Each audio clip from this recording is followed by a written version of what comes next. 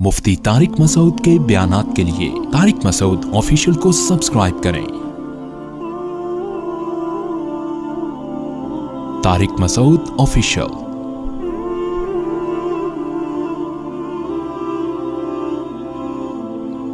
इब्राहीम अलैहिस्सलाम जब हिजरत करके चले गए तो इब्राहीम अलैहिस्सलाम के भांजे थे हजरत लूत अलैहिस्सलातु वस्सलाम। हजरत लूत अलैहिस्सलाम भी आप पर ईमान लाए और अल्लाह ताला ने लूत अलैहिस्सलाम को भी नबूवत अता फरमाई। लूत अलैहिस्सलातु वस्सलाम को एक ऐसी कौम की तरफ भेजा जिस कौम में लड़कों से बदफेली का रिवाज था। जब लूत अलैहिस्सलाम उस कौम की तरफ गए तो लूत अलैहिस्सलाम की दावत को अल्लाह ताला ने मुख्तलिफ मकामात पर उनके मुख्तलिफ अल्फाज के साथ नकल किया है। अतअतून अल-फाहिशता मा सबक़कुम बिहा मिन अहदिम मिनल आलमीन, तुम ऐसी बेहयाई करते हो जो तुमसे पहले इस जहान में कभी भी किसी ने नहीं की। अतअतून अज़्ज़ुकरान मिनल आलमीन, तुम मर्दों से अपनी ख्वाहिश पूरी करते हो।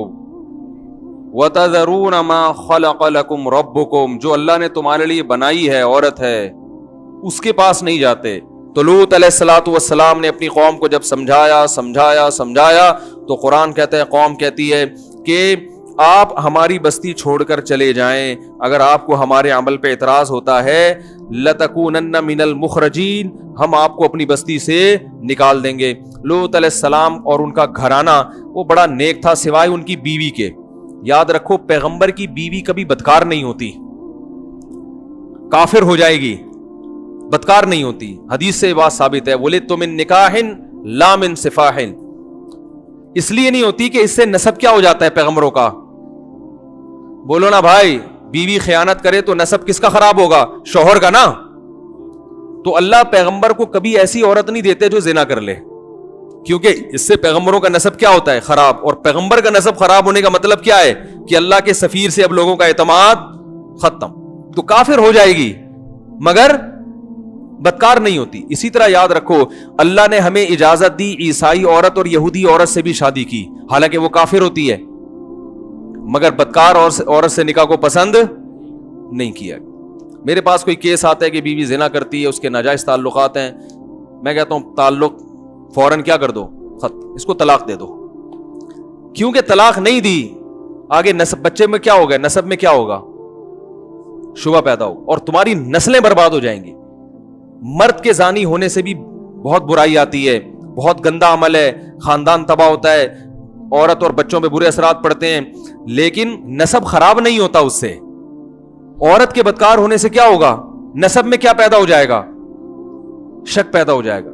इसलिए शरीयत ने मर्द अगर जिना करे 4 गवाह होंगे तो उसको सजा दी जाएगी, औरत जिना करे 4 गवाह होंगे तो सजा दी जाएगी। लेकिन अगर शौहर जिना करे 4 गवाह नहीं है तो बीवी सजा नहीं दिलवा सकती, मगर बीवी गुनाह करे, जिना करे, 4 गवाह नहीं भी हैं तो शौहर लिआन के जरिए सजा दिलवा सकता है। समझ में नहीं आ रही बात? इसलिए कि शौहर ने अगर जिना किया तो बीवी का नसब थोड़ी खराब हो रहा है, इससे औलाद पर शुबा नहीं आ रहा, लेकिन बीवी अगर जिना कर रही है तो शौहर का नुकसान क्या हो रहा है, बच्चों में नसब में गड़बड़ पैदा हो रही है ना, शुबा पैदा हो रहा है। तो इसलिए यहां शरीयत ने मर्द को हक औरत की निस्बत ज्यादा दिया है कि मर्द अपनी बीवी पे जिना की हद जारी करवा सकता है कि इसने मुझसे जो एग्रीमेंट हुआ था उसकी खिलाफ वर्जी की है, लेकिन औरत अपने शौहर पे जिना की हद जारी नहीं करवा सकती जब तक 4 गवाह ना हो उसके पास। बात आ रही है समझ में? तो इसलिए औरत के लिए यह अमल इसलिए ज्यादा बुरा है कि इससे नसब में क्या पैदा होता है, खल्प। तो पैगंबरों की बीवियां काफिर तो गुजरी हैं मगर जानी नहीं गुजरी। तो लूत अलैहिस्सलाम की बीवी में बुराई ये थी कि वो जिना तो नहीं करती थी, मगर वो लोगों को पता बताया करती थी लड़कों का कि फलां इलाके में खूबसूरत लड़का है। कोई भी उसको होता है ना कि ये वाला काम कि तुम उधर पहुंच जाओ, ऐसा करो। जिना तो उस कौम में वैसे ही नहीं था, औरत की रगबत ही नहीं थी। तो लूत अलैहिस्सलाम के जितने अहलो अयाल थे सब हजरत लूत अलैहिस्सलाम को मानते थे। अल्लाह ने उस खानदान को इस बुराई से बचाया, लेकिन लूत अलैहिस्सलाम की बीवी आपकी बीवी होकर लोगों को लड़कों का पता बताया करती थी। अल्लाह ने लूत अलैहिस्सलाम को बता दिया कि जब अजाब आएगा تو آپ کے پورے خاندان کو بچاؤں گا مگر آپ کی بیوی کو نہیں یہ ہلاک ہوگی اسی عذاب. تو قرآن کے اب الفاظ دیکھیں. لوط علیہ السلام کہہ رہے ہیں کہ ہمیں رغبت ہی نہیں ہے عورت میں. تو قرآن کے الفاظ دیکھیں کہ اللہ تعالیٰ نے خوبصورت لڑکے بھیجے, یعنی فرشتے بھیجے خوبصورت لڑکوں کی شکل میں. وہ فرشتے پہلے ابراہیم علیہ السلام کے پاس آئے, حضرت ابراہیم نے ان کو پہچاننے سے انکار کر دیا, وہ تو جانتے نہیں تھے, وہ کیونکہ انسانی شکل میں آئے تھے. ابھی وہ آ کے بیٹھے ہی ہیں, قرآن کہہ رہے فما لبث ان جاء بعجل حنیذ, کہ اچانک بھنا ہوا بچڑا لا کے ان کے سامنے رکھ دیا. حالانکہ جب کوئی مہمان گھر میں آتا ہے پہلے آپ پوچھتے ہیں بھائی کیسے آنا ہوا, کہاں سے آنا ہوا, اور خیریت, کھانا کھائیں گے, یہ پوچھتے ہیں نا. لیکن قرآن میں جہاں بھی یہ واقعہ بیان ہوا کہ وہ آئے ہیں انسانی شکل میں, ابھی بیٹھے ہی ہیں کہ بھنا ہوا بچڑا سامنے. یہ ابراہیم علیہ السلام کی سخاوت کو ہائی لائٹ کیا جا رہا ہے. سمجھ میں آ رہی ہے بات کہ بھائی ان کو یہ اندازہ ہو گیا ہے تو یہ اس علاقے کے نہیں, کیونکہ میں ان کو پہچانتا نہیں ہوں تو بھوک لگی رہی ہوگی, تو پوچھنے کی ضرورت نہیں ہے. ایسا نہ ہو تکلف میں منع کر دیں, بنا ہوا بچڑا فوراً سام. اور بچڑا, ہم بکرے کو روتے ہیں اور وہاں کیا ہوا, حالانکہ غریب سے ابراہیم علیہ السلام بچڑا لا کے رکھ دیا, لے وہی کھایا. ہمارے یہاں کیا ہوتا ہے, ایک صاحب کہنے لگے میں گیا اپنے رشتہ داروں کے گھر, انہوں نے کہا آپ نے کھانا کھا لیا ہے, انہوں نے کہا ہاں. میں نے کہا نہیں, کہنے کھایا ہوتا تو چائے پلاتا آپ. کہنے کھانے سے بھی گئے اور چائے سے بھی, کھانے سے بھی گئے اور چائے سے بھی گئے. اچھا خیر, تو فما لبثا, ابھی ٹھہرے ہی نہیں ہے کہ بنا ہوا بچڑا سامنے لا کے رکھ دیا. فلما رأى أيديهم لا تصل إليهم, جب دیکھا کہ ان کے ہاتھ اس کی طرف بڑھتے ہی نہیں ہیں. بھائی جب ایسی چیز سامنے لا کے رکھی جاتی ہے اتنی مزے کی, تو تین حالتیں ہوتی ہیں. یا تو آپ کو بھوک لگ رہی ہوتی ہے تو آپ کھاتے ہی ہو پیٹ بھر کے یار. دوسرا, آپ کو بھوک نہیں بھی لگ رہی ہوتی تو پھر بھی آپ کہتے ہو اتنی مزے کی چیز ہے, چارنے والے تو لے لو. اور اگر پھر بھی دل نہیں کر رہا تو آپ میزبان کی محنت کی قدر کر کے کھاتے ہو کہ اس نے اتنی محنت سے بنایا, ایک نوالا بھی نہیں کھاؤں گا تو اس پہ کیا گزرے گی. لیکن قرآن کہہ رہا ہے کہ ذرہ برابر بھی ہاتھ نہیں بڑھائے. اب ابراہیم علیہ السلام خوف زدہ ہوئے کہ یہ تو بالکل بھی ہاتھ نہیں بڑھا رہے, کہ دشمن تو نہیں ہے, یہ کیا ہے. اس لیے کہ اس زمانے میں دستور تھا کہ جو جس گھر میں کھانا کھا لیا کرتا تھا پھر وہاں سے دشمن کبھی نہیں کھانا کھاتا تھا. وہ کہتے یار ہم جس پلیٹ میں کھانا کھائیں اسی میں چھید کریں, یہ کیسے ہو سکتا ہے, ہم تو لڑنے کے لیے آئے ہیں نا, تو ہم کھانا کیوں کھائیں. ہمارے یہاں کھاؤ پیو تمیز سے بیٹھ کے پھر اس کی جیب سے بٹوا نکال کے چلے جاؤ. ایسا ہی ہوتا ہے. بعض دفعہ مہمان گھر میں آتا ہے, اس کھائے گا پیے گا رات گزارے گا اور درازوں میں گھس کے چیزیں نکال کے نکل لے گا یہاں سے. ایسا بھی ہوتا ہے. تو اب ابراہیم علیہ السلام خوفزدہ ہو گئے کہ یہ کوئی نقصان پہنچانے آئے ہیں, اجنبی ہیں, اس علاقے کے بھی نہیں ہیں, پتہ نہیں کیا مجھے نقصان نہ پہنچا دیں. تو اوجس منہم خیفہ قالوا لا تخف, کہنے لگے گھبرائیے مت, انا رسول ربک, ہم اللہ کے بھیجے ہوئے فرشتے ہیں, انسان نہیں ہے, ہمارے لیے بچڑا اور پتھر برابر ہے, یہ کچھ بھی نہیں ہے, اس کا ہم رغبت ہی نہیں ہے ہمیں ان چیزوں کی طرف. بھائی کیوں آئے ہو پھر؟ کہنے لگے ہم فرشتے ہیں, انسانی شکل میں آئے ہیں آپ کو خوشخبری دینے کے لیے. اور پہلے اپنا اصل مقصد بتایا کہ ہم آئے ہیں لوط علیہ السلام کی قوم کو تباہ کرنے کے لیے. ابھی ہم یہاں سے کہاں جائیں گے؟ قوم لوط کے پاس, اور اس قوم کو ہم تباہ کر دیں گے. اللہ فرماتے ہیں ابراہیم علیہ السلام جھگڑنے لگے. الفاظ دیکھیں قرآن کے, یجادلونا, ہم سے جھگڑنے لگے. کس سے؟ اللہ سے. اصل میں جھگڑتے نہیں, یعنی وہ بار بار یہ کہنے لگے کہ کسی طرح وہ قوم بچ جائے. تو اتنا اللہ کے پیچھے پڑے کہ اللہ نے اس عمل کو جھگڑنے سے تعبیر کی ہے. جیسے کوئی بھکاری ہمارے پیچھے پڑ جائے نا بار بار اللہ کے, ہم کہتے ہیں یار تو پھڈے پر آ گیا ہے, حالانکہ بھکاری تو نہیں لڑتا. تو ابراہیم علیہ السلام کے دل میں ایسا جذبہ پیدا ہوا کہ کسی طرح یہ قوم تباہی سے بچ جائے. تو پھر کہنے لگے اس میں تو قوم لوط بھی ہیں اور اس میں تو ان کے اہل و عیال بھی ہیں. اللہ نے فرمایا نحن اعلم بمن فی, ہمیں پتہ ہے کون کون ہے, کس کو بچانا ہے, آپ اس کی فکر نہ کریں. ان ابراہیم لأواہ حلیم, اللہ فرماتے ہیں ابراہیم بڑے نرم دل اور بہت زیادہ برداشت کرنے والے تھے. وہ چاہ رہے تھے کہ قوم تباہ نہ ہو. پھر بشارت دی گئی ان کو کہ ہم آپ کو بھی ایک خوشخبری دینے کے لیے آئے ہیں, اور وہ خوشخبری کیا ہے کہ اللہ آپ کو اولاد دے گا. وہ اولاد کون ہوگی؟ اسحاق. پیغمبر ہوں گے, اور اسحاق کے پھر اولاد ہوگی یعقوب. یہ دونوں, آپ کا بیٹا بھی پیغمبر اور آپ کا پوتا بھی پیغمبر. آپ جب ابراہیم علیہ السلام کو یہ خوشخبری سنائی تو آپ کی جو زوجہ تھیں حضرت سارہ, وہ بوڑھی ہو چکی تھی, وہ بوڑھی ہو چکی تھی, جو آپ کی پہلی بیوی تھی. وہ دروازے کے کنارے پہ کھڑی ہوئی تو فسکت وجہہا, انہوں نے اپنا ماتھا ایسے کر کے, جیسے بوڑھی عورتیں نہیں ہائے ناس, اور کہنے گے یا ویلتا, ہائے بدبختی, ہائے تیرا ناس ہو, ایسے کہتے ہیں نا, ارے ناس ہو تیرا, کیسی باتیں کر رہے ہیں, الیدو, میں بچہ جنوں گی, وانا عجوز, میں بالکل بڈھی ہو گئی, وہذا بالی شیخا, اور یہ والا میرا میاں, اشارہ کر کے کہہ رہی, اور یہ میرا میاں جو بوڑھا ہو چکا ہے, یعنی کیسی باتیں کر رہے ہو. تو فوراً فرشتوں نے کہا اتعجبین من امر اللہ, تمہیں اللہ کے فیصلوں پر اعتراض ہو رہا ہے, تعجب ہو رہا ہے. رحمت اللہ وبرکاتہ علیکم اہل البیت, کہ اے گھر والو تم پر اللہ کی رحمتیں اور بہت ساری برکتیں, تم عام لوگوں کی طرح نہیں ہو, تم نے توحید کے لیے قربانیاں دی, تم نے ہجرت کی ہے بھائی, اور یہ میرے خلیل ہیں, تو تمہارے اعمال ایسے ہیں کہ تمہارے سامنے ایسا ہو جانا یہ کوئی اچھمبے کی بات نہیں ہے. تو پھر وہ قوم آئی ابراہیم علیہ السلام کو خوشخبری دے کے, پھر ابراہیم علیہ السلام نے اس خوشخبری کے بعد اللہ تعالیٰ سے کہا کہ وہ قوم کو کیوں ہلاک کر رہے ہیں. اللہ نے فرمایا اعرض عن ھذا, اے ابراہیم اس بات کو چھوڑ دے, انہ قد جاء امر ربک, تیرے رب کا فیصلہ ہو چکا ہے, اللہ اس قوم کو تباہ کرے گا لازم. تو پھر وہ فرشتے سفر کر کے گئے ہیں حضرت لوط علیہ السلام کے.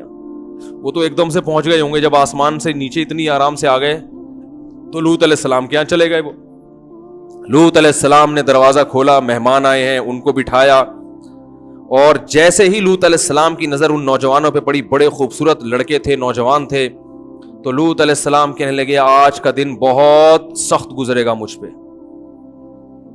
جیسے ہی ان کو دیکھا نا, لوگ تو مہمان سے خوش ہوتے ہیں نا, پیغمبر تو, لیکن پیغمبر ان کو دیکھ کے خوش نہیں ہو, کہ میری قوم کو پتہ نہ چل جائے تو یہ میرے مہمان ہیں, میری قوم مجھے رسوا کر دے گی ان کے سامنے, ان سے بدکاری کرے گی. تو بہت پریشان ہو کے کہنے لگے یہ بڑا سخت دن ہے جو آج مجھ پر آیا ہے. قرآن کہہ رہا ہے وجاء اہل المدینۃ یستبشرون, جو شہر کے لوگ تھے وہ خوشیاں مناتے ہوئے آ گئے, اور لوط علیہ السلام کے گھر کا انہوں نے کیا کر لیا, گھیراؤ. اب لوط علیہ السلام پیغمبر جو ہے نا, جو بھی غیرت مند آدمی ہوتا ہے وہ مہمان کے بارے میں بڑی غیرت رکھتا ہے, کہ کوئی مہمان گھر میں بیٹھا ہو اس کی عزت کو اپنی عزت سمجھتا ہے. لوگ کہتے ہیں نا بھائی جو بھی کرنا ہو باہر جا کے لڑو, یہ جب تک میرے گھر میں ہے تو میرا مہمان ہے یہ. اب لوط علیہ السلام پریشان, جو شہر والے لوگ آئے اور آ کے کہنے لگے کہ اولم ننہک عن العالمین, لوط علیہ السلام نے کہا ان ہؤلاء ضیفی, یہ میرے مہمان ہیں, فلا تفضحون, مجھے ان کے سامنے رسوا مت کرو. ان کی رسوائی کس کی رسوائی ہے, میری رسوائی. اور ہؤلاء بناتی ان کنتم فاعلین, یہ میری بیٹیاں ہیں, ان سے نکاح کرو. علماء نے لکھا ہے کہ سگی بیٹیاں بھی ہو سکتی ہیں, اور زیادہ غالب یہ ہے کہ انبیاء چونکہ روحانی باپ ہوتے ہیں نا, تو اس حوالے سے اپنی قوم کی بیٹیوں کو انہوں نے کیا کہا, اپنی بیٹیاں کا, ان سے نکاح کرو تم. تو وہ جواب میں کیا کہنے لگے, اولم ننہک عن العالمین ما لنا فی بناتک من حق, آپ کو پتا ہے کہ ہمیں عورت سے نکاح میں رغبت نہیں ہے, کیوں مشورے دے رہے ہو شادی کرو, کیوں آپ مشورے دے رہے ہو ہم کو. اور دوسرا یہ کہ اولم ننہک عن العالمین, آپ کو پہلے خیال کرنا چاہیے تھا, آپ کو جب ہماری عادت کا پتہ ہے تو یہ بات آپ کو پہلے سوچ لینی چاہیے تھی کہ آپ ایسے لوگوں کو گھر میں داخل, آپ نے ایسے لوگوں کو گھر میں, اتنے خوبصورت نوجوان لڑکے, آپ نے ان کو گھر میں داخل ہونے کیوں دیا. اب دیکھو الٹا طنز کس پہ کر رہے ہیں, اور ادھر قدرت کا فیصلہ کیا ہے کہ ان کو گناہ میں مست ہونے دو. علماء نے لکھا ہے کہ کسی علاقے میں اگر گناہ آسان ہو جائے تو یہ اللہ کی رحمت کی دلیل نہیں ہے, بلکہ یہ اس کی علامت ہے کہ اب اللہ نے پکڑنے کا فیصلہ کر لیا ہے. کیونکہ اللہ کی قرآن میں جگہ جگہ آتا ہے سنستدرجہم, ہم جب گناہگار کو پکڑتے ہیں نا تو اس کو مہلت دیتے ہیں, اس کو گناہ اس کے لیے کیا کر دیتے ہیں, آسان. پہلے مشکل ہوتا ہے گناہ تاکہ یہ توبہ کر لے, مشکل ہو اس کو گناہ میں, پھر اللہ اس کے لیے کیا کر دیتے ہیں, کوئی زنا کرتا تھا اور جناب اس کو یہاں زنا مشکل ہو رہا تھا, اس کا جناب یورپ کے کسی ملک کا ویزا لگ گیا, اب وہاں کوئی پوچھنے والا نہیں, وہ سمجھتا ہے اب عیاشی کروں گا. او بھائی اب تیرے گرد جو ہے نا گھیرا کیا ہو رہا ہے, تنگ ہو رہا ہے. تو اتنے خوبصورت نوجوان تو انہوں نے کبھی دیکھے نہیں تھے, تو وہ اتنے خوبصورت نوجوانوں کو دیکھ کر مدہوش ہو گئے, اور وہ سمجھ رہے ہیں کہ گناہ کا راستہ آسان ہو رہا ہے, حالانکہ یہ آسانی اللہ اس لیے کر رہا تھا کہ اللہ کی حجت ان پر, بولو بھائی, تمام ہو جائے اور اللہ ان کو پکڑے اس عذاب میں. تو ابھی لوط علیہ السلام کہہ رہے ہیں کہ نکاح کرو, وہ کہہ رہے ہیں, اور نکاح کا مشورہ لوط علیہ السلام کیوں دے رہے ہیں, یہ بھی سمجھنے کی چیز ہے. لوط علیہ السلام یہ بھی کہہ سکتے تھے 4 مہینے کے لیے تبلیغ میں نکل جاؤ, کیا خیال ہے, خانقاہ ہے وہاں جاؤ, اپنی اصلاح کراؤ, یہ بھی تو کہہ سکتے تھے نا, اللہ اللہ کرو, نمازیں پڑھو, اس سے تمہارے دل میں یہ برائی کیا ہو جائے گی, ختم. نہ نہ نہ, یہ نیچرل طریقہ علاج کا. ارے بھائی, ایک آدمی غربت کی وجہ سے چوری کر رہا ہے, تو اصل کیا ہے کہ حلال طریقے سے اس کا پیٹ بھرنے کا انتظام کر دو تو چوری چھوڑ دے گا نا. بھائی ایک آدمی کو بھوک لگتی ہے, پیسے نہیں ہے روٹی خریدنے کے, وہ جا کے کبھی اس کی روٹی چرا رہا ہے, کبھی اس کی روٹی چرا رہا ہے, آپ اس کو تبلیغ میں بھیج رہے ہیں. تو بھائی اصل یہ ہے کہ اس کو کوئی جاب دلوا دو تاکہ یہ حلال طریقے سے پیٹ بھرے گا. تو 2 پراٹھے جب اپنے پیسوں سے خرید کے کھائے گا تو چوری کا پراٹھا کوئی فری میں بھی دے گا, تو پھر تو ہدیے میں بھی کوئی پراٹھا دے گا. تو جب آپ کا پیٹ حلال سے بھر جاتا ہے, پھر اگر کوئی آپ کو بلاتا ہے کہ کھا لیں, آپ کہیں بھائی پیٹ بھرا ہوا ہے اور کتنا کھاؤں, یہی ہوتا ہے نا. تو لوط علیہ السلام کی یہ خواہش اللہ نے ہر شخص میں رکھی ہے, اگر اس خواہش کو حلال طریقے سے استعمال کرو گے تو حرام کے لیے بچے گی نہیں ہے. اتنی تھوڑی خواہش ہوتی ہے انسان میں, بچے گی نہیں پھر یہ حرام کے لیے. اس لیے لوط علیہ السلام ان کو محاسبوں اور مراقبوں کا نہیں کہہ رہے, ان کو کیا کہہ رہے ہیں, نکاح کرو, تاکہ یہ جب ادھر سے جائز طریقے سے پوری ہوگی تو ادھر سے تمہاری توجہ ہٹے گی. آج مصیبت ہمارے ساتھ یہ ہے کہ نوجوان طبقے گناہوں میں پڑھ رہے ہیں, انٹرنیٹ پر فحش فلمیں دیکھ رہے ہیں, بیہودہ فلمیں دیکھ رہے ہیں, لڑکوں سے بدکاری کی بیماری پھیل رہی ہے, زنا پھیل رہا ہے, لیکن اس کے وہ طریقے بتائے جاتے ہیں جو مؤثر نہیں ہیں. تبلیغ میں بھیج دیں گے, اس تبلیغ میں جانا بہت ضروری ہے, مگر اس کے لیے زیادہ ضروری نکاح ہے, شادی پہلے پھر جائے تبلیغ میں. وہ اس حالت میں تبلیغ میں چلا گیا, فائدہ یقیناً ہوگا, لیکن عین ممکن ہے وہاں کسی کو خراب کر کے آ جائیے. ہوتا ہے ایسا بھی, وہاں بھی کسی کو خراب کر کے آ سکتا ہے. تو بھائی جو اللہ نے جائز, پہلے کس کو فوکس کرو. ایک صاحب کا فون آیا, فوج میں بڑے آفیسر ہیں, وہ جماعت میں گئے ہوئے تھے, تو وہاں مسجد میں ایک نوجوان جو اس کی 25 سال اس کی عمر تھی, وہ نوجوان آیا, کہنے کہ وہ بتانے لگا کہ مجھے نا یہ بیماری ہے, میں فحش فلمیں دیکھتا ہوں اور نیٹ پر یہ کام اور الٹے کام, میں بڑا پریشان ہوں, میں کیا کروں. تو کہتے ہیں کہ وہ ان کو ایک صاحب نے کہا کہ آپ ہمارے ساتھ جماعت میں وقت لگائیں. تو کہہ رہے میں نے اس سے کہا کہ بھائی تم شادی کرو پہلے. اب اختلاف ہو گیا, میں کہہ رہا ہوں, وہ میرے بیانات سنتے تھے, کہہ رہے ہم کہہ رہے ہیں کہ نکاح کرو, وہ کہہ رہے ہیں کہ چلے کے لیے جاؤ. مجھے فون کیا, میں نے کہا اس سے کہو نکاح کرو, کچھ وقت بیوی کے پاس گزارو, پھر چلے کے لیے چلے جاؤ. تو وہ کہہ رہے ہیں کہ نہیں پہلے چلا پھر نکاح. میں نے کہا نہ, یہ کیا ہے, یہ غلط ہے, کیونکہ یہ اسی حال میں, اور شادی کے لیے وہ کر بھی سکتا تھا, اس کو کوئی ترغیب دینے والا نہیں تھا, وہ سمجھ رہا دنیا کا سب سے فضول کام کیا ہے, شادی ہے.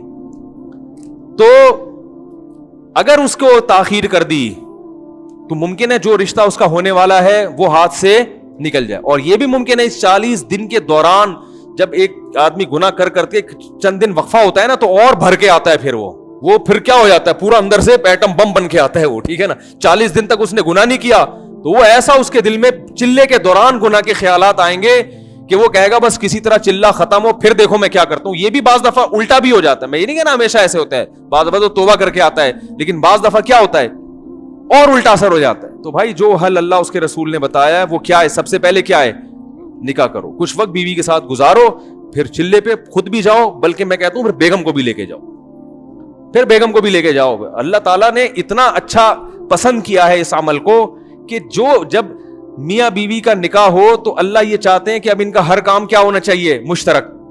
دیکھو تہجد میں تنہائی پسند ہے نا اللہ کو, لیکن بیوی والی کس بغیر تنہائی ہو یہ پسند نہیں ہے.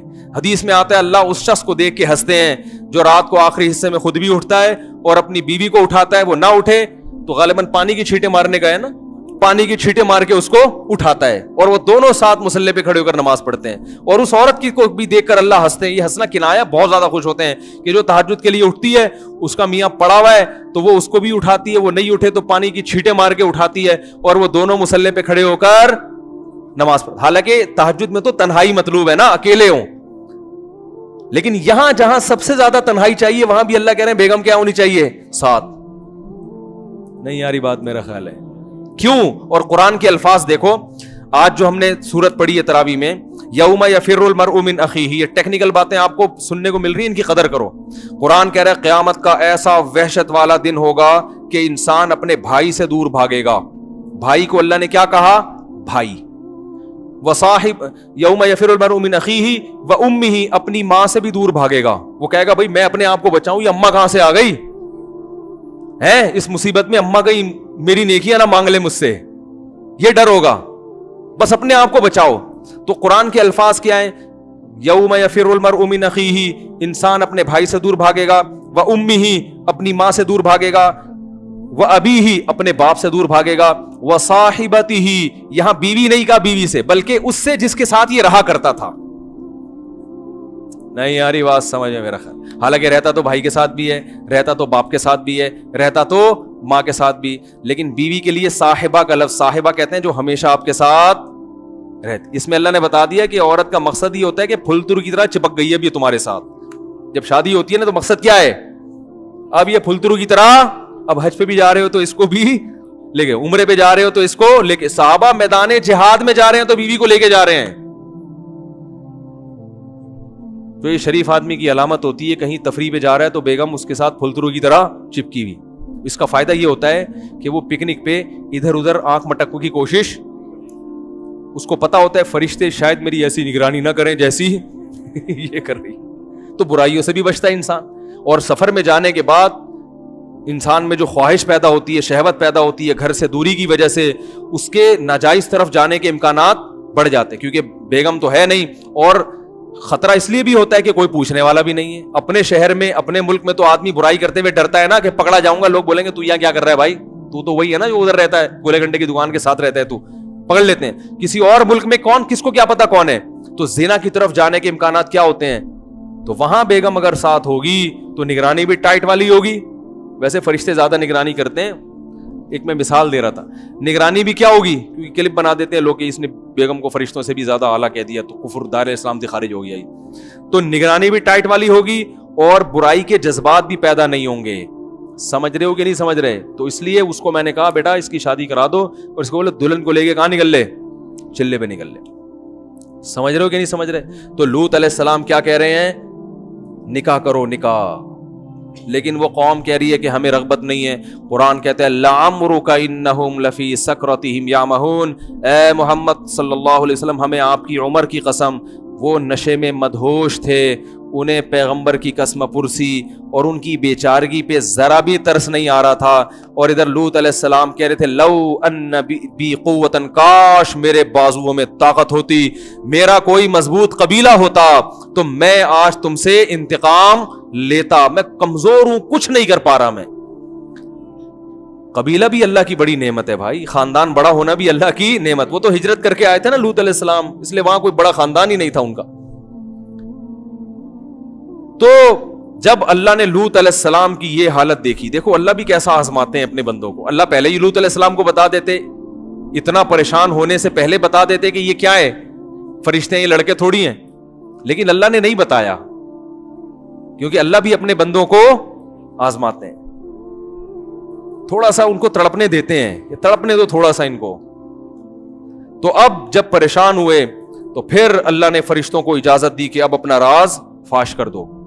فرشتوں نے کہا یا لوط انا رسول ربک، اے لوط ہم تیرے رب کے بھیجے ہوئے فرشتے ہیں، ہم نوجوان لڑکے نہیں ہیں. لن یصلوا الیک، یہ ہرگز تیری طرف نہیں پہنچ سکتے، یہ آ ہی نہیں سکتے یہاں. بہت طاقت دی اللہ نے ہمیں، یہ تو ہم اس روپ میں آئے ہیں، ہماری طاقت کا اندازہ نہیں ہو رہا. ہمیں اللہ نے یہ طاقت دی ہے کہ ہم ایک ہاتھ پہ اس زمین کو اٹھا کے الٹا دے کے پٹخ دیں. فرشتوں کو اللہ نے بڑی طاقتیں دی ہیں. اب کرنا کیا ہے؟ فَأَسْرِ بِأَهْلِكَ بِقِطْعٍ مِّنَ اللَّيْلِ، رات کے تھوڑے سے حصے میں اس گھر میں آپ کے جتنے اہل و عیال، بچے اور والدین جو بھی ہوں گے، ان سب کو لے کے آپ نکل جائیں. ہوگا کیا؟ گھیراؤ ہے، اللہ ان کی آنکھیں اندھی کر دے گا، ان کو آپ باہر نکلتے ہوئے نظر نہیں آئیں گے, اور یہ اسی طرح خوشیاں مناتے رہیں گے. یستبشرون ہے نا, یہ خوش رہیں گے حالانکہ آپ گھر سے باہر جا چکے ہوں گے, صرف ہم گھر کے اندر ہوں گے. یہ اسی طرح خوشیاں منا رہے ہوں گے, ان کو آپ باہر جاتے ہوئے نظر نہیں آؤ گے. اور دوسری بات کیا ہے, لوط علیہ السلام اتنے پریشان تھے نا کہ فرشتوں نے کہا کہ جیسے ہی صبح صادق ہوگی تو یہ صبح صادق ان پر قیامت بن کے نازل ہوگی اور ان کے لیے عذاب کا پیغام لے کے آئے گی. لوط علیہ السلام اتنے تنگ ہو چکے تھے کہ وہ پریشان تھے کہ صبح صادق میں کہیں زیادہ وقت تو نہیں ہے, تو بہت ٹائم ہو جائے گا, اس دوران یہ کچھ کر نہ لیں. تو وہ فرشتوں نے کہا ان موعدہم الصبح الیس الصبح بقریب, ان سے جو وعدہ کیا ہے نا اللہ نے عذاب کا, وہ صبح کا وعدہ کیا ہے, کیا صبح قریب نہیں ہے؟ آپ جھانک کے دیکھیں صبح صادق کا وقت ابھی آنے ہی والا ہے. یہ تو پوری رات ان سے جو بحث مباحث ہوئی اس میں رات کا بہت حصہ گزر چکا ہے, صبح صادق کا وقت بس آنا ہی چاہتا ہے. قرآن کہتا ہے ہاں, اور یہ کہا ولا یلتفت منکم احد, پیچھے مڑ کے نہیں دیکھنا ہے. آپ اپنی قوم کو بتا دیں جو ایمان لائیں کہ عذاب آئے گا, لیکن آپ اس بستی سے دور بھاگیں. عذاب آئے گا لیکن آپ نے پیچھے مڑ کے نہیں دیکھنا ہے کہ آ رہا ہے کہ نہیں آ رہا. اللہ کے عذاب کو اپنی آنکھوں سے نہیں دیکھنا. اور پھر بتا دیا کہ آپ کی بیوی بھی آپ کے ساتھ جائے گی, لیکن وہ پیچھے مڑ کے دیکھے گی کیونکہ اس کو شبہ ہے نا کہ پتہ نہیں آ رہا ہے کہ نہیں آ رہا. جو ایمان والے ہیں وہ کہیں گے کہ جب پیغمبر نے بتا دیا کہ عذاب آ رہا ہے اور منع کر دیا پیچھے دیکھنے سے, تو بس مت دیکھو, یقین کر لو کہ عذاب آ رہا ہے. وہ تو پیغمبر کی بات پہ یقین کریں گے نا. لیکن جس کے دل میں شک ہوگا وہ کہیں گے ایک دفعہ تھوڑا سا گردن گھما کے دیکھ لو کہ ایسے ہی تو نہیں بھاگ رہے بلا وجہ, کچھ ہو بھی رہا ہے کہ نہیں ہو رہا. تو بیوی ہے وہ تو ساتھ تو رہے گی وہ شوہر کے, تو وہ اس نیت سے نکل آئی کہ بھئی جہاں شوہر جا رہے ہیں میں نے بھی وہیں رہنا ہے. لیکن وہ پھر اس نے کیا کیا, پیچھے مڑ کے دیکھا کہ عذاب آ رہا ہے کہ نہیں آ رہا. جیسے ہی پیچھے مڑی ہے ایک پتھر اس کے بھی سر پہ آ کے لگا اور وہ بھی وہیں ہلاک ہو گئی. اللہ کہتے ہیں ایسی پتھروں کی بارش برسائی ہے مسومۃ عند ربک, وہ ایک ایک پتھر پہ لکھا ہوا تھا کہ یہ کس کے سر پہ جا کے لگے گا. اور پھر کیا کیا ہے, پتھروں کی بارش ہونے کے بعد فرشتوں نے اس زمین کو اٹھایا. قرآن کہہ رہا ہے فجعلنا عالیہا سافلہا. کیا عجیب الفاظ ہیں, قرآن کی بلاغت ہے. فرمایا ہم نے زمین کے اوپر کے حصے کو نیچے کر دیا, ایسا زلزلہ آیا کہ سب ہلاک ہو گئے. اور پھر اللہ نے قرآن میں جب یہ آیتیں نازل کی تو قرآن میں بتایا کہ وَإِنَّكُمْ لَتَمُرُّونَ عَلَيْهَا, کہ تم جب تجارتی سفر کے لیے شام اور دوسرے علاقوں کے لیے جاتے ہو تو لوط علیہ السلام کی بستی کے کھنڈرات آج بھی تمہارے قریب سے گزرتے ہیں. آج تک اس بستی کے کھنڈرات کے نشانات میں نے باقی رکھے ہوئے. پوری قوم کو اللہ نے ہلاک کر دی. اور لوط علیہ السلام اس قوم سے کہتے تھے انی لعملکم من القالین, تم جو یہ گندا عمل کر رہے ہو گواہ رہنا اس پر کہ میں اس عمل پہ خوش نہیں ہوں. اس سے پتہ چلتا ہے کہ جب آپ برائی دیکھیں تو برائی اگر آپ چھڑوا نہیں سکتے تو کم از کم برات کا اعلان کر دیں کہ بھائی یہ آپ کا ہیڈک ہے, ہم اس عمل کو پسند نہیں کرتے. میرے پاس ایک شخص کا فون آیا کہ یو کے لیے مجھے ویزا مل رہا ہے, لیکن ویزے میں شرط یہ ہے کہ اپنے آپ کو گے لکھوانا پڑتا ہے. میں ہوں نہیں لیکن جھوٹ موٹ لکھوا سکتا ہوں. میں نے کہا میرے بھائی اول تو ہمیں جو معلومات ہیں وہ یہ کہ صرف لکھوانے سے کام نہیں چلتا. وہ باقاعدہ ٹیسٹ کرتے ہیں کہ خاندانی بے شرم یا بغیرت ہے یا نہیں ہے. وہ ٹیسٹ سے اندازہ لگاتے ہیں کہ جھوٹ تو نہیں بولا. اور میں نے کہا ایسی بات جھوٹ موٹ لکھوانا بھی غیرت کے, یہ تو اگر کوئی ہو بھی تو بھی یہ کہے کہ میں نہیں ہوں. نہیں یاری بات, یہ کوئی فخر کی چیز تھوڑی ہے. اگر آپ نے اللہ نے اگر چوری کی, لوگ آپ سے پوچھیں آپ چور تو نہیں ہیں, آپ کہیں الحمدللہ میں تو خاندانی چور ہوں ماشاءاللہ, یہ تو اللہ کا بڑا فضل ہے. بھائی چوری کی بھی ہے تو اپنے گناہ کو چھپائے نا. بھائی ALP 813 ٹینکر کھڑا ہوا ہے, یہ ہٹا دیں. کسی کی گاڑی کھڑی ہوئی ہے, وہ ٹینکر کی وجہ سے وہ گاڑی نہیں چلا پا رہے. تو آپ بتاؤ, شریعت میں گناہ کو چھپانے کا حکم ہے نا, اپنے گناہ پہ کو بھی چھپانے کا حکم ہے. اگر آپ نے زنا کیا اور کوئی آپ سے پوچھتا ہے آپ نے زنا تو نہیں کیا, اسلام میں اجازت نہیں ہے بتانے کی کہ ہاں میں نے کیا ہے. آپ بولو بھائی تم کیوں پوچھ رہے ہو, تم کون ہوتے ہیں پوچھنے والے. یہ بھی نہ کہیں کہ میں نے نہیں کیا اور یہ بھی نہ کہیں کہ میں نے کیا ہے. اب یہ بھی نہ کیوں نہیں کہیں کہ میں نے نہیں کیا, اس لیے کہ ہمارے حضرت سے کسی شخص نے پوچھا کہ وہ مجھ سے بار بار پوچھ رہا ہے کہ تم تہجد پڑھتے ہو. تو حضرت نے فرمایا آپ اس سے بولیں کہ تمہیں کیا ضرورت ہے مجھ سے پوچھنے کی میں پڑھتا ہوں کہ نہیں پڑھتا ہے.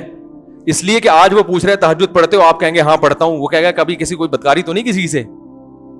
تو اگر بالفرض آپ نے کی ہوگی تو آپ کہیں گے کیوں پوچھ رہے ہو, کہیں گے اچھا جب تہجد کا پوچھ رہا تھا تو اس وقت تو بتا دیا تھا. آپ لوگ کی جب سمجھ میں نہیں آ رہا تو اس کی کہاں سمجھ میں آئے گا. بھائی وہ کہے گا جب تہجد کا پوچھا تو آپ نے بتایا ہاں پڑھتا ہوں, اور جب میں نے پوچھا کہ کوئی الٹا کام تو نہیں کیا زندگی میں, تو اب آپ کہہ رہے ہو مجھ سے کیوں پوچھ رہے ہو. تو اصول یہی ہے کہ کوئی اچھائی کا پوچھے یا برائی کا. جو آپ کا پرسنل معاملہ ہے وہ کسی کے سامنے شو کرنے کی اجازت نہیں ہے. علماء نے یہاں تک کتابوں میں مسئلہ لکھا ہے کہ اگر حکومت نے آپ کو بلایا, بادشاہ نے, اب تو حکومت تو یہ کام کے لیے نہیں بلائے گی آپ کو, ان کو تو اس سے کوئی فرق نہیں پڑتا آپ کیا ہیں. پہلے بادشاہ کیا کرتے تھے, وہ سمجھتے تھے کہ برائی ختم کرنا ہماری ذمہ داری ہے, تو وہ بعض دفعہ بندے کو بلا کے پوچھتے تھے تم نے زنا تو نہیں کیا. اگر وہ کہتا تھا کیا ہے تو پھر اس کے کوڑے لگاتے تھے.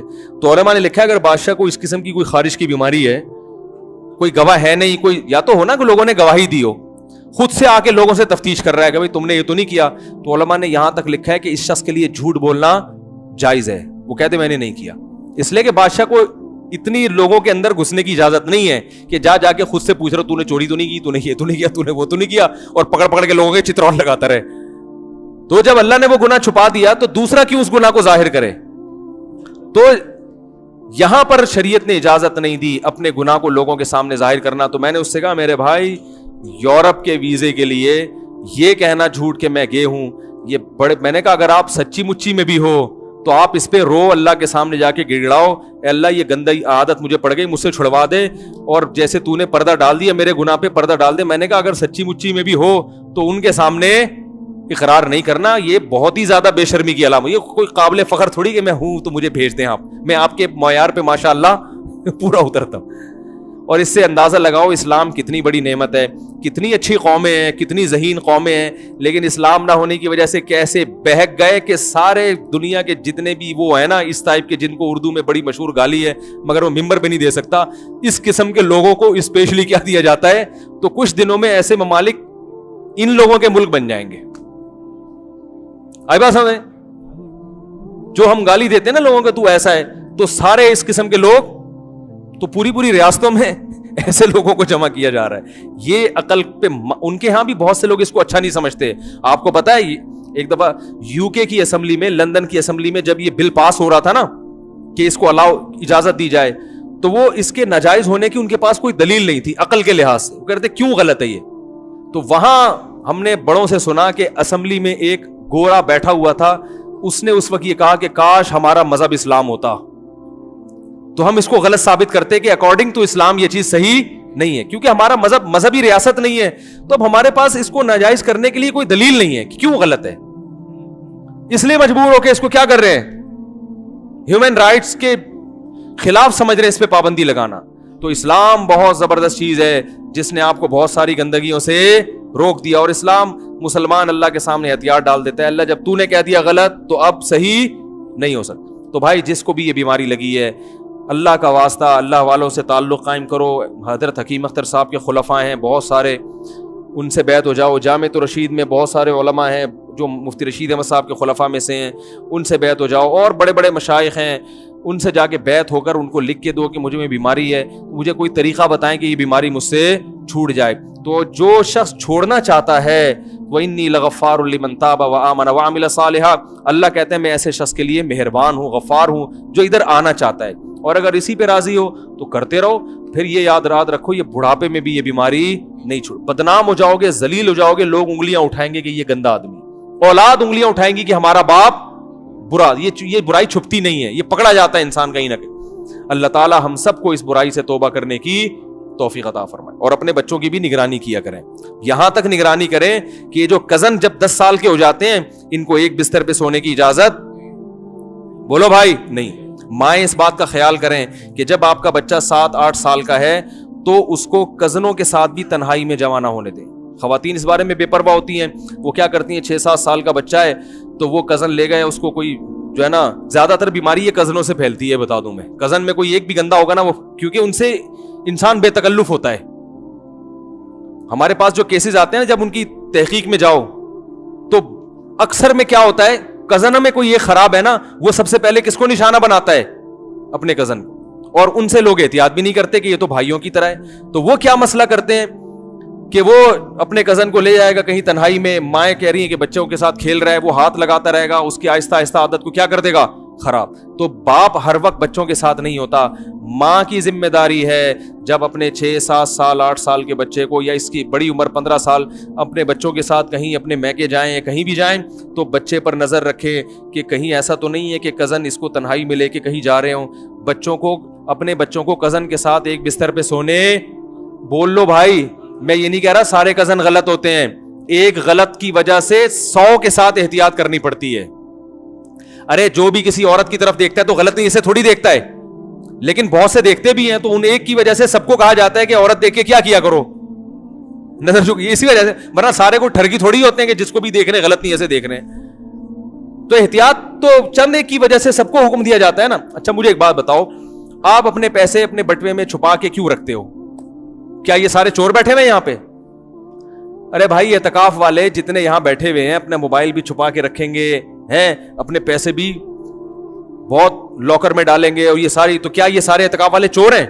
سب سے احتیاط کی جاتی ہے, اس لیے کہ کوئی بھی چور ہو سکتا ہے جس کے چہرے پہ لکھا ہوا نہیں ہے, تو اس ایک کی وجہ سے سب سے احتیاط. تو یہی اصول وہاں کیوں سمجھ میں نہیں آتا کہ بھائی اپنے بچے کو بچا کے رکھو لڑکوں سے, 100 میں 1 اگر غلط ہوا تو ہمیں اس پہ لکھا ہوا نہیں ہے, اس ایک کی وجہ سے باقی 99 سے بھی احتیاط کرنی پڑی. تو مائیں خاص طور پر خیال کریں اپنے بچوں کا, جب جاتی ہیں عید بقرعید پہ ملنے کے لیے, کہیں بھی رہتی ہیں جا کے, اپنے بچوں کو حفاظت سے رکھیں, کزنوں کے ساتھ تنہائی میں جمع نہ ہونے دیں. سونے کا تو سوال ہی پیدا نہیں ہوتا کہ ایک بستر پہ وہ بچہ کزن کے ساتھ سو جائے, نہ. بعض دفعہ ایسے بھی ہوتا ہے بے خیالی میں ادھر ادھر ہاتھ لگ گیا, اس سے جذبات بھڑک گئے, تو یہاں سے عادت شروع ہو جاتی ہے, پھر یہاں سے عادت خراب ہونا شروع ہو جاتی. اور بہن کے ساتھ بھی بچے کو ایک بستر پہ سونے نہ دیں. ہاں سگا بھائی ہے اور قریب العمر ہیں, ان میں یہ خطرہ نہ ہونے کے برابر ہوتا ہے. تو یہ سب احتیاطیں بہت ضروری ہے. آج میں نے بیان اس لیے لمبا کر دیا کہ آج سیکنڈ لاسٹ بیان ہے, کل آخری بیان ہوگا. تو یہ چیزیں چونکہ, اور یہ میں پورے مہینے سے اس پر بولنا چاہ رہا تھا, لیکن میں نے کہا میں اس وقت بولوں گا جب اعتکاف کی ایک بڑی تعداد ہوگی, کیونکہ میں اس موضوع کو بہت اہم سمجھتا ہوں اس زمانے میں. اگر آپ نے, ماں باپ نے اپنے بچوں پہ کنٹرول نہیں کیا تو بھائی یہ بیماری بڑی تیزی سے پھیل رہی ہے, بچے خراب ہو جاتے ہیں. اللہ تعالیٰ سمجھنے کی, عمل کی توفیق عطا فرمائے.